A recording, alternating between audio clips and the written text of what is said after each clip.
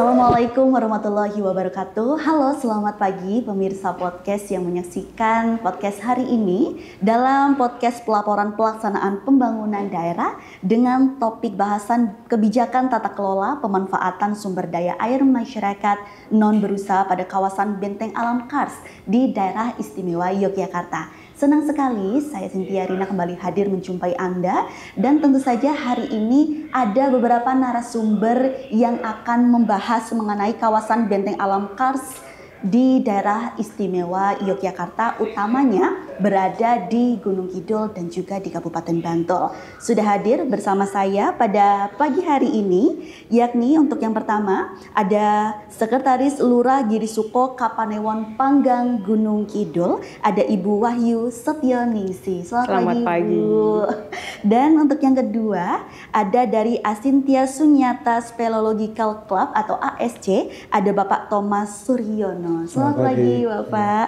Dan untuk selanjutnya ada dari Pusat Studi Kars UPN Veteran Yogyakarta, ada Mas Nandra Eko Nugroho. Selamat pagi Mas. Dan yang terakhir ada dari Komisi C DPRD DIY, ada Bapak Nur Subiantoro. Selamat pagi Pak. Selamat pagi Mbak Cynthia. Ya, semuanya semoga sehat dan hari ini kita akan menyampaikan materi yang bisa bermanfaat untuk masyarakat tentunya ya, berkaitan dengan pemanfaatan sumber daya air untuk masyarakat pada kawasan Benteng Alam Kars di daerah istimewa Yogyakarta. Nah pemirsa, saya akan memberi tahu latar belakangnya terlebih dahulu, di mana untuk kawasan Benteng Alam Kars Gunung Sewu ini ditetapkan pada Menteri ESDM Republik Indonesia pada Kepmen ESDM RI nomor 3045 di tanggal 4 Juli 2014, di mana kawasan Benteng Alam Kars Gunung Sewu di DIY meliputi wilayah Gunung Kidul dan juga Kabupaten Bantul.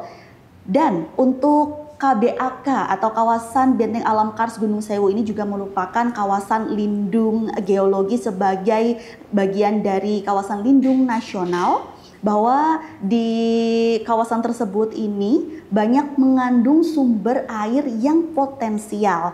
Dari hasil kajian kebijakan pemanfaatan jasa lingkungan pada KBAK Gunung Sewu di DIY yang dilaksanakan oleh Biro Pengembangan Infrastruktur Wilayah dan Pembiayaan Pembangunan Setda DIY di tahun anggaran 2024, bahwa kawasan Gunung Sewu di DIY memiliki peran penting bagi ekosistem yang memberikan manfaat jasa lingkungan. Nah, kita akan membahas secara detail pada hari ini bersama narasumber yang sudah hadir. Sebelum ke narasumber yang sudah hadir, saya mungkin ke Mas Nandra terlebih dahulu. Ya, boleh.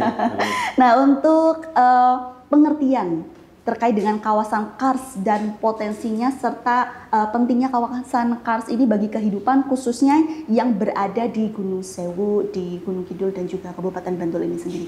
Monggo Mas Nandra. Ya, terima kasih. Selamat pagi Bapak-bapak dan Ibu-ibu sekalian. Jadi mungkin saya akan menarik cerita tentang Kars ini secara singkat ya, karena kalau diceritakan itu lama sekali. Tapi yang jelas pada poinnya, ketika saya mendengar kata-kata Kars itu teringat masterpiece Tuhan yang Maha Kuasa. Itu satu yang selalu terpikir di benak saya. Karena terutama kita sedang ngobrolin tentang Kars Gunung Kidul ya, dan itu satu kesatuan di Pegunungan Selatan yang sudah distempeli UNESCO sebagai geopark itu. Nah ini menarik karena memang dalam prosesnya, termasuk di Gunung Kidul gitu, kalau dari sudut pandang geologi itu masuk ke dalam formasi batuan Wonosari. Nah secara umur geologi itu masuk ke dalam Miocene awal, Miocene tengah. Nah Miocene tengah itu kalau dinominalkan itu sekitar 16 juta tahun yang lalu. Itu proses terjadinya sampai sekarang bahkan untuk larutannya. Nah, bisa dibayangkan ketika kita berjalan-jalan di Gunung Kidul, di benak saya sampai saat ini seperti kita berjalan di dasar laut gitu. Karena Kars itu dulunya adalah manifestasi terumbu karang gitu. Kemudian dikontrol oleh fenomena geologi tektonik itu sehingga bisa sampai ke permukaan. Nah, kemudian dilihat dari geomorfologi gitu. namanya karstifikasi. Itu sebenarnya proses pelarutan, Mbak.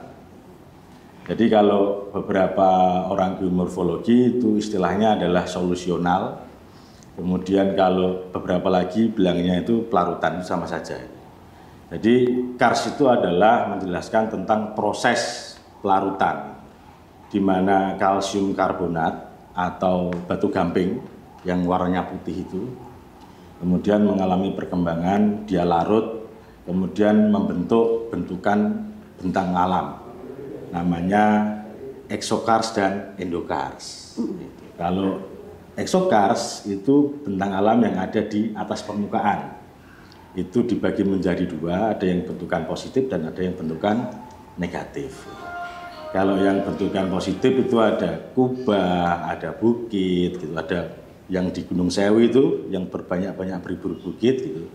Kemudian yang negatif itu seperti ovala, dolina, ada ponor, ada lokva dan okars tadi.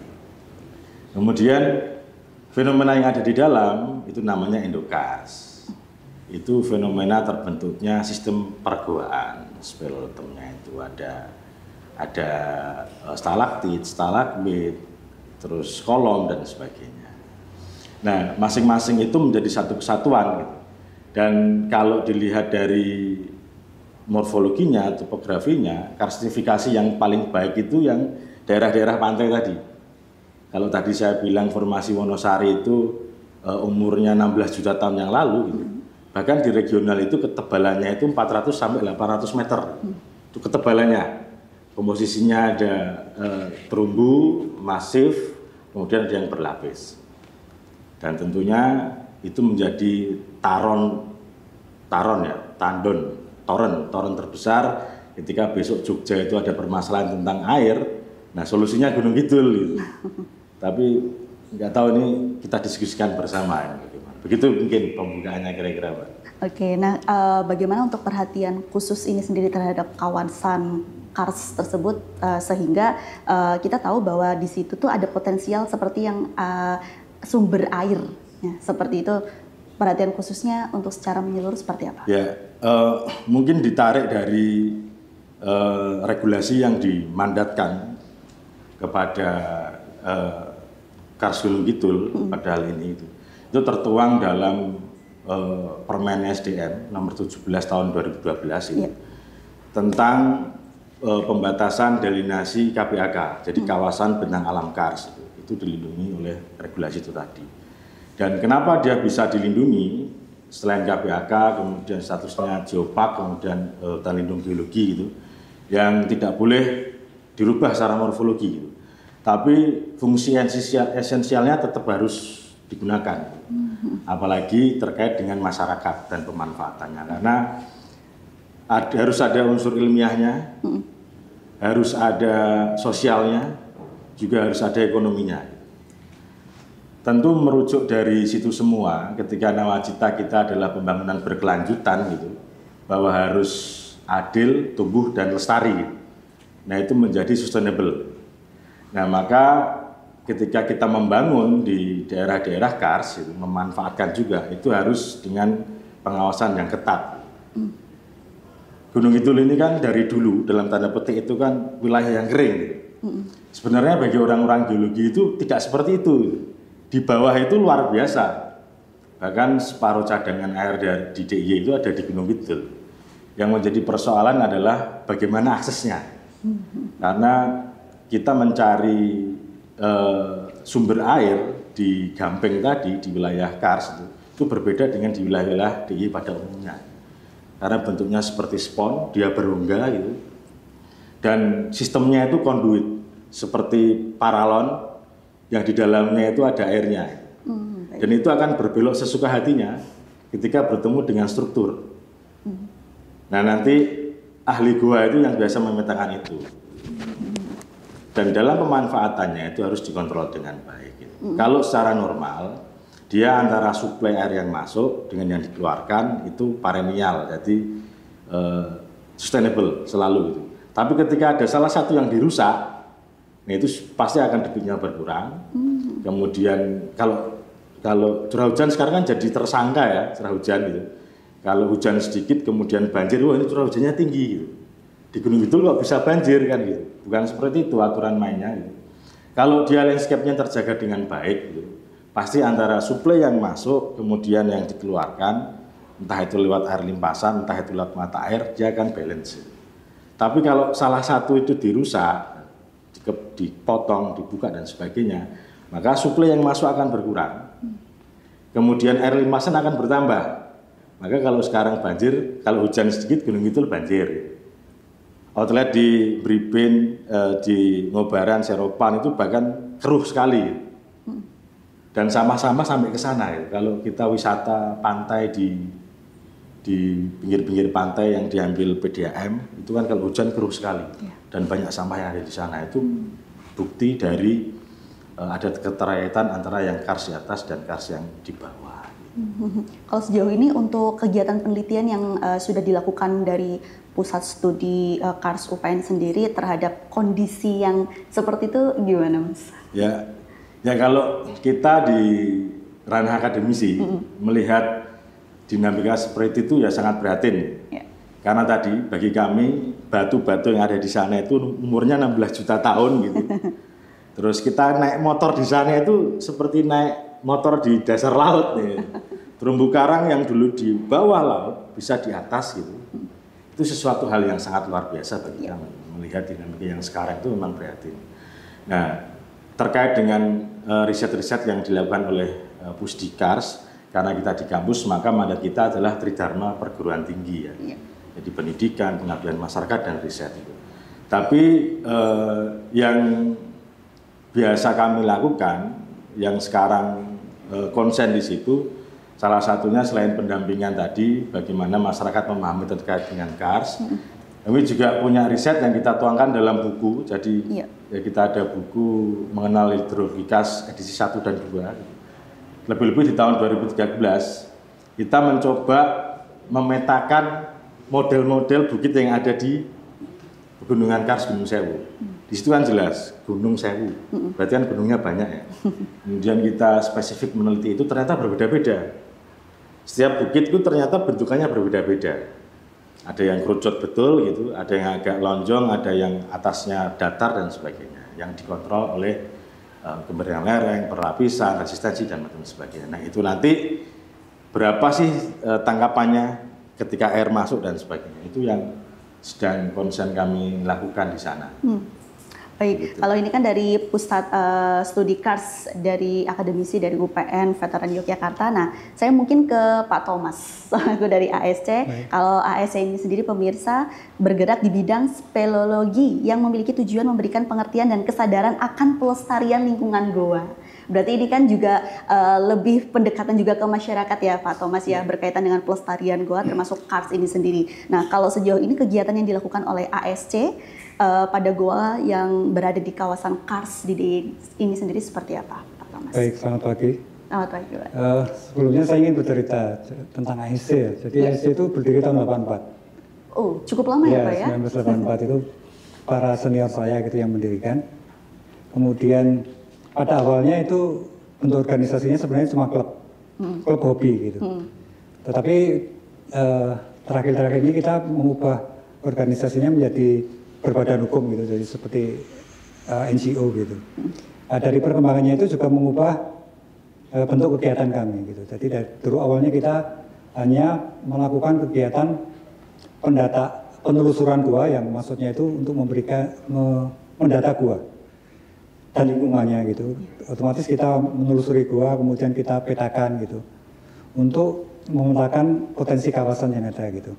Karena memang organisasi ini didirikan juga berbasis pada pelindungan lingkungan kawasan gitu, juga upaya-upaya kita memanfaatkan potensi itu untuk lebih ke sosial masyarakat, terutama masalah air, karena kita tahu wilayah Gunung Kidul ini wilayah yang kering gitu Mbak ya. Ya, kemudian kalau kegiatannya awalnya kita seperti itu tadi, pendataan sampai sekarang itu masih dilakukan. Kemudian kita melakukan kegiatan yang lebih serius gitu. Jadi penelitian ini lebih dikerucutkan untuk merekam sistem yang ada. Jadi tidak hanya sekedar gua itu berdiri sendiri, tetapi sebuah sistem baik secara global maupun regional gitu, di kawasan-kawasan yang lebih sempit gitu. Kemudian juga klub kita beberapa kali membantu upaya untuk memanfaatkan sumber daya air yang ada untuk kebutuhan masyarakat itu. Jadi misalnya kayak proyek IWRM Bripin, Integrated Water Resources Management yang di Bripin itu dari tahun 2000 sampai 2010 kita ikut bergabung gitu dalam proses penelitian terutama. Kemudian juga kita membantu beberapa kali Badan Geologi Tata Lingkungan waktu itu. Mereka punya proyek mengangkat air untuk masyarakat juga di beberapa gua, misalnya di Luang Sapen di belakang Museum Kars, itu juga kita. Kemudian di level masyarakat kita juga beberapa kali bantu, misalnya kayak Luang Pelawan yang ada di Giricahyo. Kemudian juga terakhir ini kita bekerja sama panjang dengan masyarakat itu di Jepitu, Pak. Jadi di Jepitu itu ada gua namanya Kule Jajar. Itu kita bekerja sama dengan masyarakat lokal, juga masyarakat penggiat. Itu hampir lebih dari 4 tahun kita nyebutnya gugur gunung gitu. Karena itu bentuknya kerjasama, kerja bakti gitu. Jadi 1 minggu kita kerja bareng, kemudian mendorong air itu keluar. Baik, ya. Terkait dengan mungkin yang pernah dilakukan di kawasan Kars sendiri, Pak, di DIY sendiri, untuk ASC bagaimana kegiatannya seperti itu? Ya itu kita lakukan terus, Pak. Jadi seperti itu. Kemudian terakhir tahapannya yang menurut kita penting itu adalah ternyata data kita itu, para penelusur gua ini dan peneliti gua ini ternyata fungsinya cukup penting gitu, terutama untuk perlindungan. Karena ternyata ketika penyusunan KPAK itu data Indokars, data bawah permukaan yang ada itu ternyata kita berfungsi sebagai penyedia data gitu tanpa kita nggak sadar gitu. Ya itu kemudian makanya bisa keluar Capman itu juga itu menurut kami ya para penelusur bukan hanya ASC karena banyak yang melakukan juga gitu. Itu sebagai hal yang penting dilakukannya. Oke, untuk potensi yang ada gitu di goa tersebut terkait dengan pemanfaatan air untuk masyarakat di kawasan Kars DIY sendiri seperti apa, Pak? Ya, kalau di kawasan Gunung Kidul itu sebenarnya tadi sudah secara sistem sudah diterangkan teman kita tadi, rekan kita. Tapi kalau realnya bahwa yang bisa kita pahami dengan gampang itu kalau di kawasan Kars itu kalau ada outlet itu artinya air keluar di permukaan yang bisa ditemui masyarakat.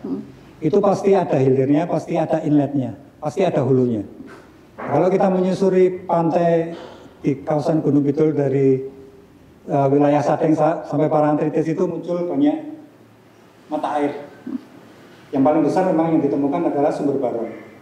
Sumber baron itu secara sistem dia paling besar karena dia berhulu di Ponjong, kemudian muncul di Bripin yang utama, kemudian keluar di Baron, walaupun ada inletan misalnya dari Kali Suci maupun dari Seropan gitu. Kemudian dari mata air kecil itu ditemukan beberapa sistem-sistem lokal, yaitu kalau kita lihat debitnya di gua dengan di mata air di pantai dengan di gua ini, yaitu sistem yang bukan terlalu panjang gitu, jadi pendek-pendek, tetapi menurut saya itu tetap menjadi potensi sumber daya air bagi masyarakat. Ya. Berarti Gunung Kidul ini sangat potensial sekali ya untuk produksi air, terutama di daerah istimewa Yogyakarta, dan masyarakat juga harus bahu-membahu gitu kan ya untuk mengerti, paham terkait dengan kondisi tersebut. Nah nantinya juga kita akan membahas. Ini ada di satu wilayah yang tentu saja menginginkan untuk perizinan pemanfaatan air sungai bawah tanah di areal hutan produksi. Nah seperti apa? Kita akan lanjut kembali podcast ini. Jangan kemana-mana, tetap bersama kami.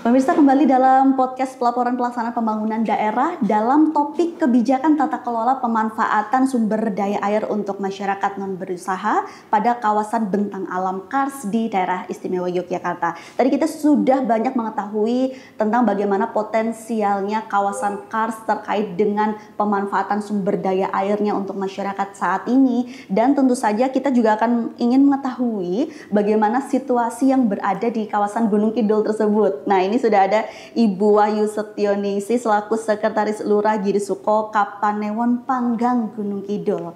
Nah, Ibu, tadi kita juga sudah mendengarkan ya terkait dengan kondisi tersebut tentu saja di Gunung Kidul. Nah, saat ini mungkin bisa Ibu Wahyu jelaskan terkait dengan latar belakang untuk permohonan dan juga perizinan lingkungan untuk pemanfaatan air sungai bawah tanah, terutama di areal hutan produksi petak 117 blok Uluh Kumet ya, pada goa di kawasan bentang alam Kars Gunung Sewu Gunung Kidul ini sendiri. Silahkan Ibu.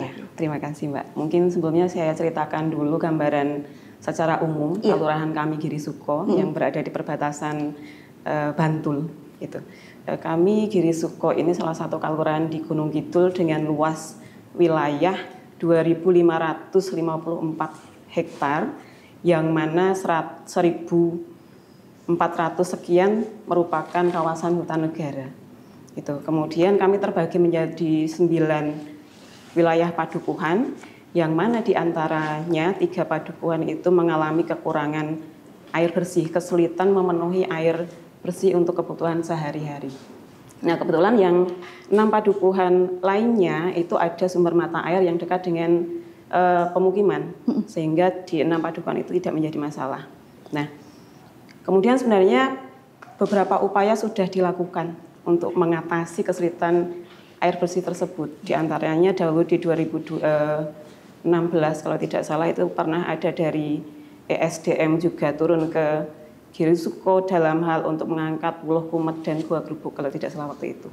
Namun kemudian belum jadi sampai dengan hari ini. Kemudian yang terakhir ke 2024 kemarin dari pemerintah Kabupaten Gunung Kidul berupaya untuk memanfaatkan sumber air Uluh Kumet tersebut, namun juga belum berhasil.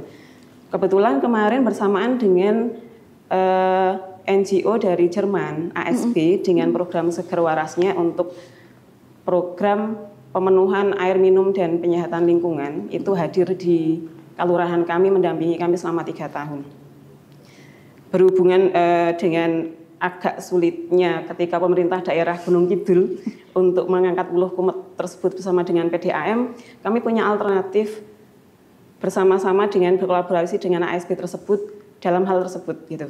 Kemudian kami mengirimkan surat ke DLH permohonan izin pemanfaatan sumber air Uluh Kumet tersebut, namun belum mendapatkan balasan. Nah, itulah yang melatar belakangi kami untuk mengirimkan surat ke gubernur mohon dukungan untuk mendapatkan izin pemanfaatan Uluh Kumet tersebut. Nah, itu. Kemudian mungkin juga perlu kami sampaikan bahwa 3 padukuhan tersebut, yaitu Padukuhan Temireng 1, kemudian Temireng 2, dan juga Gebang, itu ada sekitar rata-rata 192 kepala keluarga. Itu. Kemudian dalam pemenuhan air bersih 3 padukuhan tersebut, biasanya kami menggunakan air tangki ketika musim kemarau. Itu tangki kapasitas 5.000 liter. Jadi selama 6 bulan kami pukul rata saja kira-kira satu keluarga kita memerlukan 2 tangki air bersih kali sekian KK. Jadi perputaran uang untuk pemenuhan kebutuhan air bersih ini hampir 1, sekian M dalam jangka waktu 6 bulan, Bapak. Gitu. Nah, kabar baiknya saat ini untuk yang 2 padukuhan tersebut di Temireng 1 dan Temireng 2 itu sudah mulai ada PAM masuk ke 2 padukuhan tersebut. Sehingga kurang lebih 325 KK bisa mudah-mudahan pemenuhan kebutuhannya bisa terbantu dengan PAM yang masuk tersebut. Targetnya bulan Agustus nanti.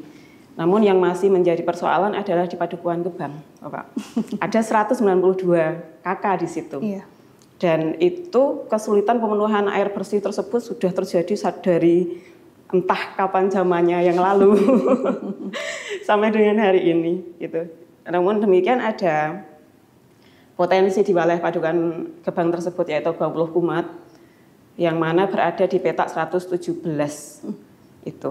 Nah, harapan kami gua air yang berada di Gua Wuluh Kumat tersebut bisa dimanfaatkan untuk memenuhi kebutuhan hidup masyarakat khususnya Padukuhan Gebang sebanyak kurang lebih 192 kakak. Kemudian jika dikalkulasi secara sederhana 192 kali 2 tangki kali 150.000 kali 6 bulan kurang lebih budget yang kami perlukan selama 6 bulan itu 345 juta sekian dalam 6 bulan. Nah, di sini harapan kami dengan diberikannya kesempatan kami untuk bercerita, ada Bapak Ketua Komisi C DPRD Kabupaten Gunung Kidul dan juga Bapak Ibu yang lainnya, harapan kami bisa mendorong, mendukung, kemudian mempermudah langkah kami untuk bisa mendapatkan izin pemanfaatan mata air di petak 117 tersebut. Nah, satu hal yang membuat kami agak merasa ini sepertinya harus buru-buru gitu.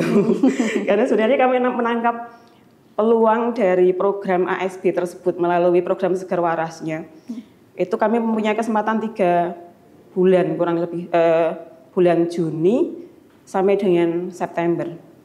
Karena bulan itu ada bulan-bulan kemarau sehingga memungkinkan untuk pengerjaan pengangkatan sumber mata air tersebut dilakukan. Belum lagi tahapan dari perizinan dan yang lainnya. Khawatir kami ketika perizinan terlalu lama, kami kehilangan kesempatan kembali untuk mengatasi permasalahan air bersih di wilayah kami, Bapak. Demikian. Oke. Sejauh ini dari 3 kalurahan tadi ya, yang memang 3 padukuhan yang memang masih kesulitan seperti itu dengan air yang cukup terbatas, hanya menggunakan tangki saja. Sejauh ini bagaimana pemanfaatan air warga ini sendiri, mungkin terbagi-baginya seperti apa, lalu dari dukungan pihak lain mungkin yang sudah diberikan untuk Girisuko ini sendiri seperti apa, Bu? Di musim hujan biasanya kami menggunakan air hujan. Jadi untuk antisipasi musim kering, hampir semua warga masyarakat, semua kakak di kalurahan kami mempunyai pah penampungan air hujan tersebut dengan kapasitas di atas 5.000, kadang 6.000 sampai dengan 10.000 liter. Itu kami gunakan untuk menampung air hujan, kemudian cadangan di musim awal-awal musim kemarau, dan setelah itu kami beli melalui penyedia jasa penyediaan air bersih, menggunakan tangki tersebut, gitu. Dukungan dari pihak lain sebenarnya kami banyak sekali support dari misalnya dari BPPD, itu juga biasanya dropping air bersih ke wilayah kami, kemudian dari swasta, kemudian perorangan yang melakukan bakti sosial juga datang ke tempat kami untuk membantu pemenuhan air bersih tersebut. Kemudian juga ada anggaran dari kalurahan, tapi memang sampai dengan hari ini baru sebatas dropping air tangki. Nah, ada beberapa belik, kalau kami ngarani itu apa namanya, kami menyebutnya belik, itu di wilayah padukuhan tersebut, tapi memang tidak memungkinkan untuk suplai air bersih ke rumah tangga. Jadi ketika musim kemarau biasanya mencuci di belik atau telaga yang ada. Begitu. Oke, baik. Nah, saya mungkin langsung ke Pak Nur Subiantoro seperti itu. Tadi kita sudah banyak mendengarkan Pak dari pusat studi, dari Pak Thomas dan juga Bu Wahyu seperti itu terkait dengan kawasan bentang alam Kars, Gunung Sewu, Gunung Kidul, perbatasan Bantul juga. Ada yang masih membutuhkan air bersih dan juga untuk perizinan dan lain-lain. Kalau dari Pak Nur sendiri tanggapannya seperti apa, Pak? Iya, jadi begini, Pak. Ketika saya mendengarkan dari narasumber sebelumnya, ini kan kita akhirnya harus bicara 2 hal. Di satu sisi adalah air untuk kebutuhan sehari-hari, di satu sisi adalah potensi alam yang kita miliki yang harus tetap kita jaga, tetapi sampai saat ini belum bisa dioptimalkan. Memang menjadi ironis.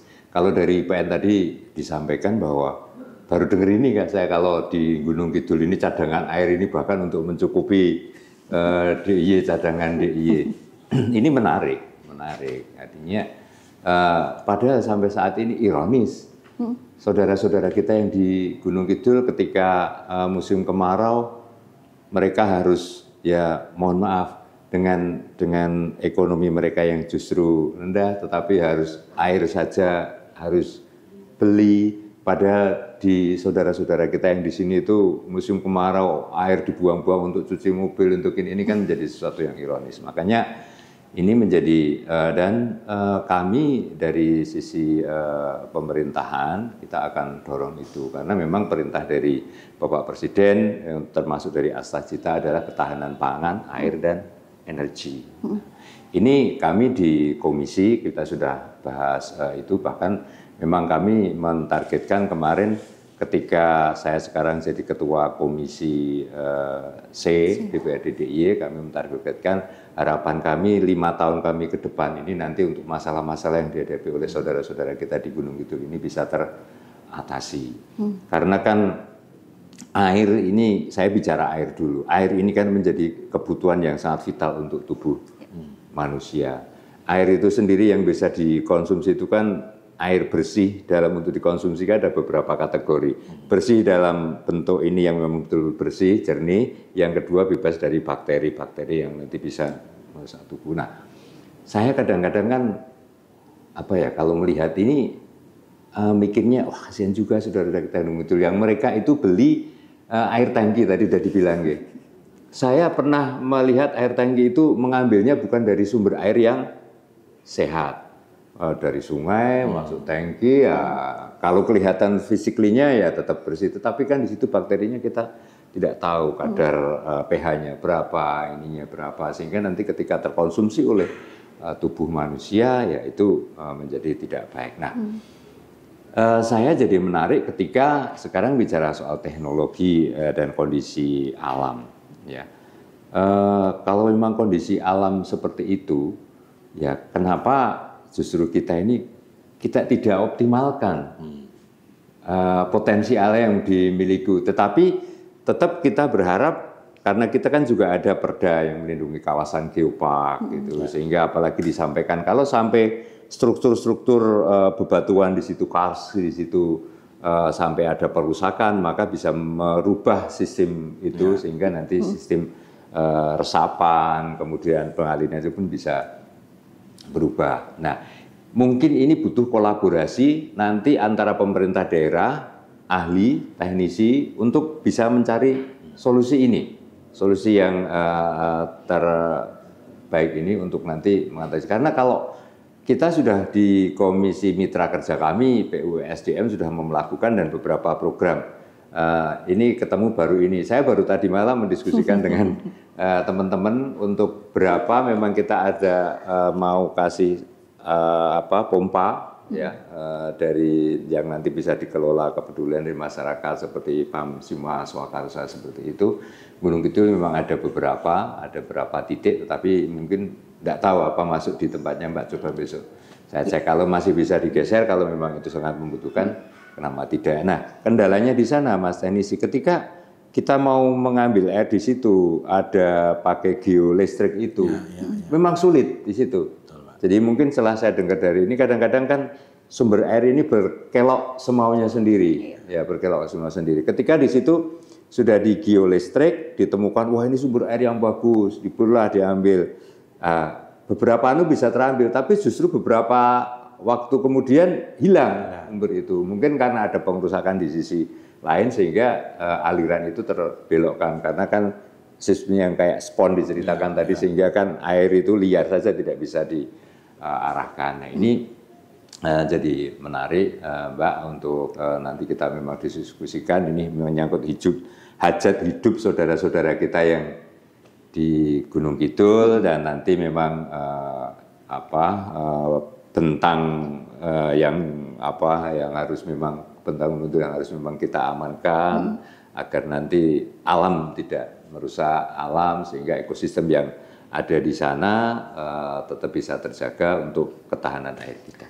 Kalau dari masukan Komisi C ini sendiri Pak, terkait dengan tadi permohonan penyelenggaraan kebijakan tata kelola pemanfaatan sumber daya air di kawasan Kars DIY sendiri, ini seperti apa Pak? Ya, begini. Nanti saya kan baru ini, nanti coba kemarin kalau sudah diajukan, karena kebetulan mitra kerja kami, beberapa itu OPD itu mitra kerja kami, di dalam rapat internal coba kita akan dorong untuk tadi yang sudah diajukan oleh masyarakat, dan keberpihakan kami kan kepada masyarakat.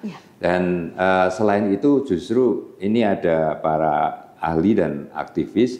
Saya berharap menjenengan bisa nanti komunikasi dengan Komisi C untuk pengajuan mungkin untuk perda untuk perlindungannya juga.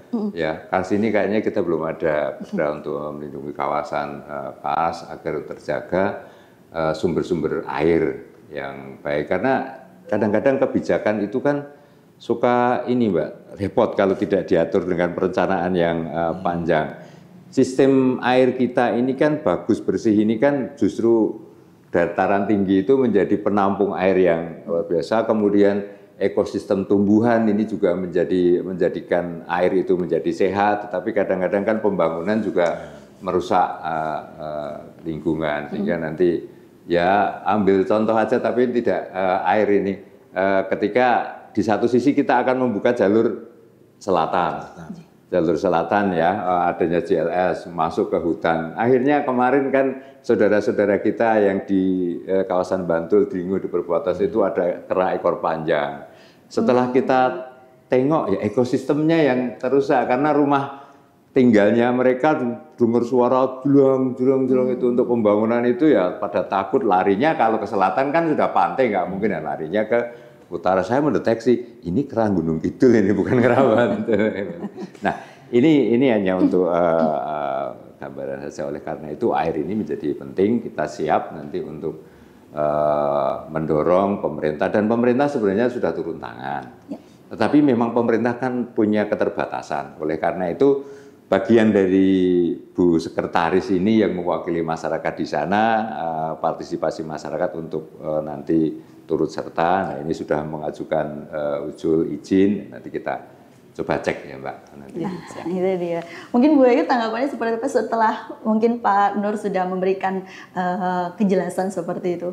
Iya, mungkin juga tadi belum saya sampaikan, sebenarnya beberapa upaya pemerintah sudah sering dilakukan di wilayah kami Pak. Termasuk tadi ada program pengeboran sumur bor, itu juga sudah pernah ke wilayah kami. Tapi memang untuk sumur bor sendiri sampai dengan hari ini belum ada yang berhasil.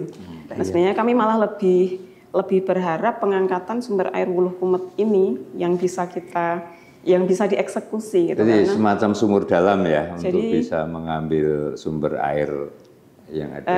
Jadi itu Gua Wuluh Kumet ini memang sebuah luweng, kalau kami bilang itu luweng dengan kedalaman kurang lebih 40 meter ya Pak Thomas. Beberapa waktu lalu kami juga sempat berdiskusi dengan Pak Thomas kaitan dengan Wuluh Kumet itu. Nah kebetulan di situ sesuai informasi ada debit air yang ketika diukur di musim paling kering itu sekitar 5, sekian, yang mungkin harapan kami itu bisa memenuhi setidaknya untuk satu wilayah padukuhan. Oh, mungkin diskusi gitu. Ya Mbak. Jadi itu sudah ada sumur, sudah ada luwengnya. Sudah ada luwengnya. Luwengnya di situ sudah ada sumber. Sudah ada airnya. Hanya permasalahannya itu memang terletak di wilayah hutan negara, hutan produksi Bapak. Jadi kami agak kesulitan untuk memanfaatkan atau mengakses sumber air tersebut untuk memenuhi kebutuhan masyarakat. Seperti itu Pak gambarannya. Gitu. Nah kemudian mohon maaf untuk yang berkaitan dengan kolaborasi.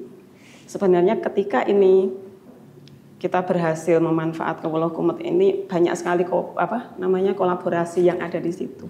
Kemarin juga kita sempat berdiskusi dengan Bapeda Kabupaten Gunung Kidul yang nanti dengan programnya Pamsimas. Kemudian masyarakat juga sudah ada yang bersedia untuk menghibahkan tanahnya untuk pembuatan bak reservoir. Kemudian ada pendananya, kemudian pemerintah kelurahan itu di SDM pengelolanya dan lain-lain. Jadi itu banyak sekali yang berperan di situ Pak. Dan ini menjadi satu harapan besar bagi masyarakat Gebang khususnya, setelah sekian lama menanti kesempatan ini, akhirnya ada harapannya ini tidak lepas kembali, Pak. Banyak peran yang ada di situ, banyak pihak yang hadir di situ. Dan kami hanya tinggal menunggu izin tadi, Pak. Izinnya itu. Mungkin nanti setelah ini akan menjadi bahan diskusi ya, Pak ya. Siap menunggu, Pak, kami. Baik, kalau melihat dari kondisi yang berada mungkin di Giri Suko seperti itu, mungkin Mas Nandra ataupun Pak Thomas, bagaimana kan nanti kolaborasi yang bisa terjalin antar mungkin dari Pemda DIY, dari DPRD ataupun mungkin pihak lainnya agar bisa menemukan sumber air yang memang tentunya berguna untuk masyarakat seperti itu. Ya, mungkin yang tadi awal saya sampaikan ya, karena dalam tanda petik dulu kan di wilayah Gunung Kidul kan terkenal wilayah yang kering gitu. Ya. Nah, padahal di bawahnya cadangnya luar biasa. Ini kan jadi ironis. Nah, berarti kan permasalahannya itu soal akses. Nah, disitulah tadi wujud kolaborasinya. Jadi pemerintah harus datang untuk memfasilitasi itu. Kemudian dari akademisi, dari komunitas itu harus bekerjasama juga. Karena memang tadi juga saya terangkan bahwa kalau mau membuat sumur bor gitu, yang ketemu dengan lorong utama konduitnya atau sungai bawah permukaannya itu sangat susah sekali. Nah, kalau dari permukaan itu benar tadi Pak, pakai geolistrik, tapi itu noise-nya sangat tinggi sekali. Bisa mengecoh itu. Karena 10 cm saja berbelok karena struktur gitu, itu udah nggak ketemu bawahnya. Terus yang diperkirakan 80 meter gitu, tapi bornya 90 meter itu airnya hilang karena masuk ke lorong yang lain gitu. Maka pendekatannya itu yang biasa kami lakukan, baik geolistrik, pakai VLF, koordinatnya pakai geodetik, kemudian terakhir di mapping topografi, pakai teodolit, pakai total station. Itu pun belum cukup, harus ada Pak Thomas yang memastikan dari bawahnya gitu, bahwa memang ada lorong gua dengan debit sekian gitu, sehingga terintegrasi, baru dilakukan pemboran. Kalau mungkin tanpa itu kita tidak bisa memprediksi keberhasilan 80%, 90%, tidak bisa. Yang jelas itu ada manifestasinya gitu, tapi belum tahu titiknya di mana. Jadi sangat krusial sekali. Ya. Gitu. Mungkin Pak Thomas menambahkan sedikit? Ya, jadi kalau dilihat sejarahnya Gunung Kidul itu ya, musim kering yang heboh itu dari tahun ke tahun dulu diberitakan kan sekitar 90-an. Jadi kalau dihubungkan dengan ketersediaan data, jadi seperti kita bilang tadi bahwa sumber daya air Gunung Kidul ini kan ada di bawah, tidak terlihat mata, Pak. Dengan teknologi yang ada sekarang ini belum ada yang bisa memastikan bahwa sistem airnya ada di sini. Kita nyebut sistem karena dia bentuknya seperti tabung itu tadi diceritakan gitu. Jadi bukan pada satu lapisan butiran seperti di daerah Jogja gitu, ketika satu bidang lapisan geologi butiran ada air dibor atau bikin sumur pasti dapat gitu. Kalau di Gunung Kidul tidak ada. Ya, di Gunung Kidul itu dimulai awal tahun 82-84 ketersediaan data itu dengan pemerintah daerah itu membayar konsultan dari Inggris McDonald untuk melakukan pendataan. Dari tahun 82 sampai 84 itu menemukan sekitar 300 sekian mulut gua. Itu dari hasil itu menemukan sistem besar mayornya yang ada di Gunung Kidul, yaitu dengan beracuan di sumber Baron karena debitnya yang paling besar muncul di pantai di situ, Pak. Itu kemudian nemu misalnya Sungai Bribin, kemudian sistemnya sampai Ponjong, kemudian Kali Suci, kemudian ada Jurang Jero, kemudian ada Buh Putih dan sebagainya. Kemudian setelah 82-84 di Indonesia ini baru mulai ada kegiatan penelusuran gua. Penambahannya itu setelah tahun 84 sampai sekarang itu sudah terkumpul, kalau dari mulut guanya ya, itu sudah sekitar 700 sekian mulut gua di Gunung Kidul itu, Pak. Tetapi sistemnya yang tertangkap yang didapat lagi bukan mulut, sekedar mulut, tetapi sistem sungai bawah tanahnya itu penambahannya ada, yang utama itu ada di Siropan. Siropan itu ditemukan setelah 84 oleh kami para penelusur gua itu. Kemudian dari itu dari berkala dengan waktu yang panjang karena keterbatasan penelusur gua ini kan biasanya dari anak-anak pencinta alam ataupun dari organisasi kecil gitu. Jadi tidak bisa melakukan dengan sangat cepat untuk menyediakan atau menyingkap sumber daya air yang ada di bawah gitu ya. Nah, maka ditemukan sumber-sumber kecil. Misalnya kayak Pulau Kumot ini kita nemu tahun 96 Pak. Dengan waktu itu dengan PPAB. Kemudian misalnya di Jepito yang sekarang sudah diangkat airnya itu ditemukan sekitar setelah tahun 2000. Jadi artinya juga nantinya menurut saya pemerintah ini perlu mendorong percepatan data, menyingkap sumber daya yang ada di bawah permukaan ini. Karena mau nggak mau memang caranya itu harus dimasuki guanya. Dimasuki guanya, dipetakan. Kemudian ketika ketemu satu sistem kecil, kemudian di bawahnya lagi ketemu sistem kecil, baru dilakukan penelitian yang lebih detail lagi. Misalnya membuktikan interkoneksi antara satu sistem dengan satu sistem lagi, kemudian menjadi sebuah sistem yang lebih besar. Kemudian akhirnya ketemu muaranya besar Baron misalnya. Misalnya seperti ini, misalnya Baron. Sistem Baron itu, yang muncul di Baron itu, gua yang ketemu yang sekarang dimanfaatkan itu kan Bribin. Kemudian yang dimanfaatkan berikutnya sumber Baron. Itu dua-duanya sudah diangkat Pak, untuk kebutuhan masyarakat. Tetapi ternyata itu tidak cukup untuk sewilayah Gunung Kidul walaupun debitnya sangat besar. Karena kendala bentukan morfologi elevasi yang sangat beragam di Gunung Kidul. Jadi tidak bisa dibawa ke satu titik yang paling tinggi, kemudian tinggal didistribusikan gravitasi. Tidak. Ternyata harus didorong pompa dan itu mahal. Dan antaranya misalnya, kalau misalnya ini ada penelitian yang lebih bagus, misalnya antara Bribin dengan Baron itu belum pernah ditemukan gua yang bisa mengakses sistem itu di tengahnya. Itu juga belum. Jadi menurut saya juga kita perlu mendorong gitu dari bekerja sama dengan akademisi, kemudian dengan pemerintah, dengan para penggiat ini, kita mendorong ini penelitian ini lebih bagus, lebih cepat, lebih teliti, gitu, lebih tuntas gitu. Itu dia tadi. Nanti kita akan membahas lagi untuk selanjutnya seperti apa. Jadi pemirsa jangan kemana-mana, tetap di podcast Pelaporan Pelaksanaan Pembangunan Daerah.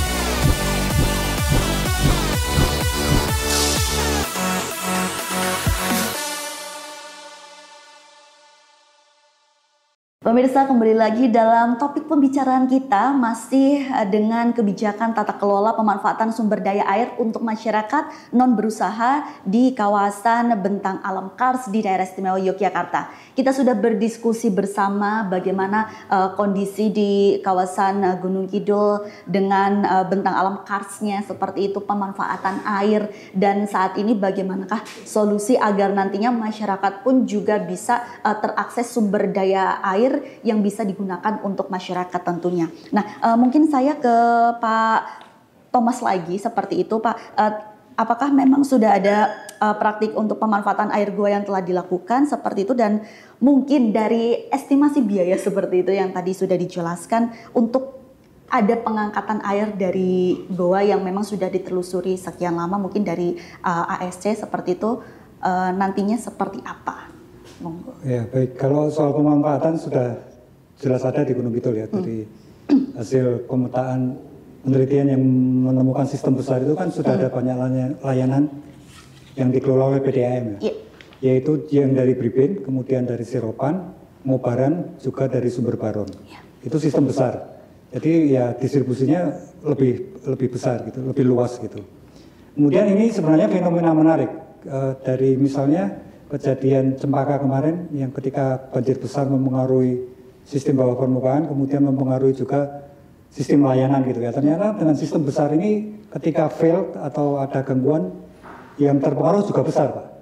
Tetapi kalau kita ini juga memberi akomodasi atau berusaha mengalihkan ini ke sistem yang lebih kecil yang dikelola oleh masyarakat dengan sistem yang lebih kecil, lebih simpel gitu. Kemudian kalau misalnya ada apa-apa ya yang berpengaruh juga lebih sedikit gitu ya. Kemudian juga dari sisi perlindungan itu, di sistem kecil ini juga perlindungannya juga tidak serumit dengan sistem Baron yang dari Konjong sampai ke Baron itu yang harus dilindungi atau diteliti untuk pengelolaan perlindungannya. Kalau yang di sistem kecil yang sudah dilakukan ya misalnya kayak di Jepitu itu kita ada pernah melakukan. Kemudian di daerah Giriporo itu ada namanya Luwung Pego, itu juga sudah dikelola oleh masyarakat. Kemudian di Giricaya itu ada Luwung Pelawan juga, itu juga sudah digunakan oleh masyarakat gitu. Ya. Ya. Oke, baik. Nah, untuk yang terakhir ini kita maaf kurang kalau untuk estimasi biaya ya tadi ya pertanyaan terakhir ya, estimasi biaya ini akan sangat bervariasi sekali. Itu tergantung dari besarnya sistem atau obstacle atau kesulitan dari sistem guanya. Misalnya ada sistem gua yang sangat simpel, yang hanya cukup dimasukkan pipa lewat mulut gua, kemudian dipasang pompa, kemudian bisa didorong naik ke atas kemudian. Tapi ada juga gua yang hampir tidak mungkin untuk dimasukin pipa, mau nggak mau harus ada penelitian lanjut untuk menentukan bagian dalam sana yang biasanya bentuknya danau dalam besar gitu, yang akan diambil airnya, tetapi tidak mungkin masukkan pipa dari mulut gua. Jadi kadang-kadang itu harus membutuhkan penelitian untuk menentukan titik bornya. Makanya jangan sangat bervariasi itu ya, bisa ratusan juta sampai miliaran juga. Gitu. Jadi bahan diskusi lagi nanti ya setelah ini. Iya. Mungkin ya, baik. Nah, kita sudah mendengarkan seluruh statement yang sudah disampaikan oleh narasumber seperti itu. Nah, ini adalah satu harapan juga ya, mungkin dari Komisi C DPRD DIY, lalu dari akademisi, dari ASC, dan juga dari pemerintah Gunung Kidul sendiri melalui desa seperti itu. Harapan kedepannya terkait dengan mungkin dukungan, lalu kolaborasi antar mungkin dari Pemda, DPRD dan lain sebagainya, akademisi, komunitas dan lain sebagainya terkait dengan pemanfaatan jasa lingkungan yang ada di kawasan Kars di DIY sendiri, dan juga mungkin dari Kelurahan Girisuko terkait dengan upaya akses penyediaan air bersih seperti itu, dan nanti DPRD sendiri juga punya harapan seperti apa ke depannya untuk antar kolaborasi. Mungkin bisa dijelaskan mungkin dari Ibu Wahyu dulu. Ya. Mungkin air ini kan merupakan kebutuhan pokok untuk pemenuhan kehidupan masyarakat gitu. Menurut saya bagaimanapun caranya, sesulit apapun, apalagi di situ ada potensi itu. Kami butuh negara hadir di tengah-tengah kami. Kami butuh banyak pihak untuk turut serta membantu kami. Nah, ini satu kesempatan yang bagus sekali. Mohon dukungan dari berbagai pihak, utamanya dari sini jajaran DPRD DIY Komisi C, untuk kami bisa mewujudkan mimpi kami. Kesulitan akses air bersih sudah tidak ada lagi di wilayah kami. Demikian. Ya, baik. Pak Thomas?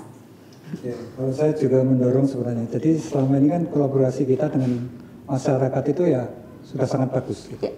Ketika kita masuk ke Gunung Kidul ini tidak punya base camp, duduk rumah aja bisa nginep seminggu gitu.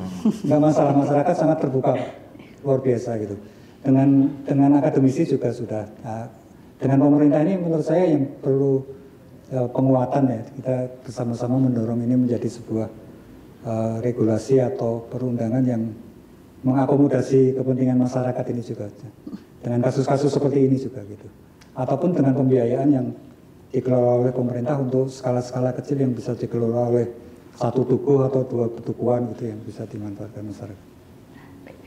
Mas Nandra. Ya, terima kasih. Kalau kami dari akademisi ini pengennya titip pesan bahwa kita untuk mengelola Kars itu harus berkolaborasi betul gitu. Ya.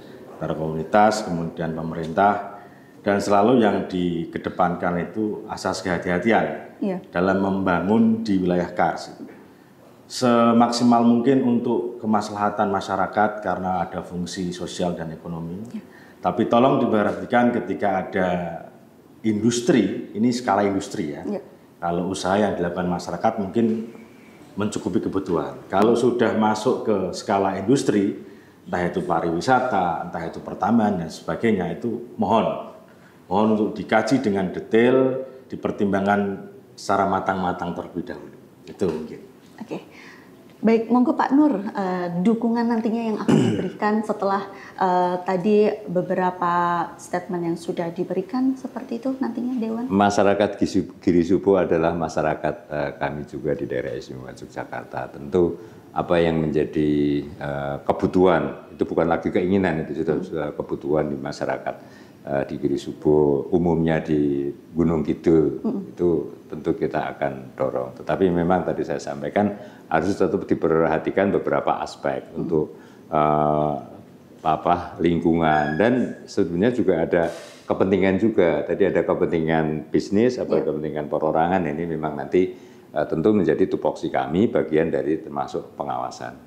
Insya Allah nanti akan kita lanjutkan. Nanti untuk kedepannya mungkin ada obrolan lagi, diskusi lagi gitu Pak. Boleh.